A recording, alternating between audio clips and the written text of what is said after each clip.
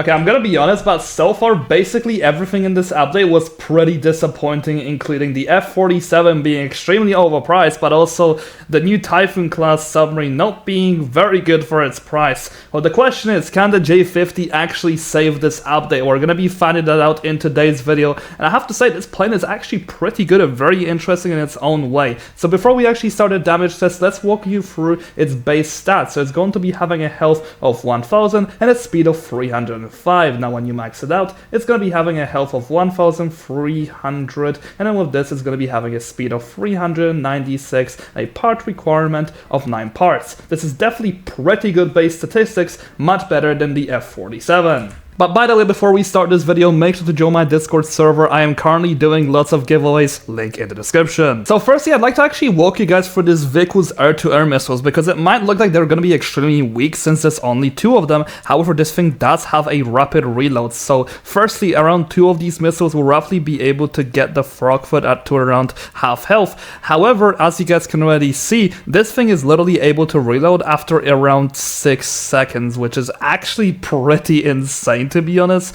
But so you're basically going to be doing hit and run strategies. Now against the Super Hind, the damage won't be too good.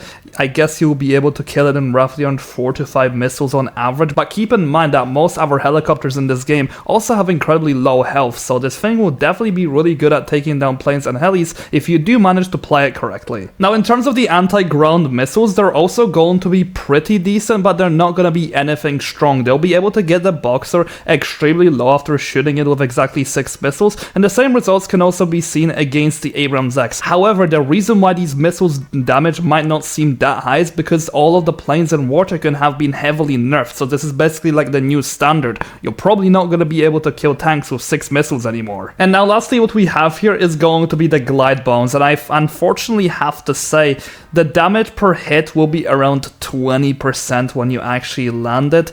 However, these glide bombs ain't extremely accurate, and this is just gonna cause you to not be able to hit most of your bombs, so definitely good luck with that. However, this vehicle does have some positives. You will be able to actually do some insanely high damage against boats with these missiles and bombs combined together. And now lastly, a very important yet cool feature about this vehicle is that it's going to be having a great lock-on speed. However, its lock-on range is also going to be over 3000 stats, so you can definitely kill enemies without even them seeing you or even outside of their render distance. Now, this vehicle's dogfighting capabilities are not going to be the best, but in the way in which you want to use it, it's definitely not going to be going in a vertical loop or circle fights with the planes, because they'll probably just shred you with the cannon. You want to eventually just stay at range and kill them over time. Anyway, that's basically all I have for you guys in today's video. I will have to say the J-50 is its interesting plane in its own way. It's definitely not overpowered by any means, and I definitely see it as a cool addition in this game's collection.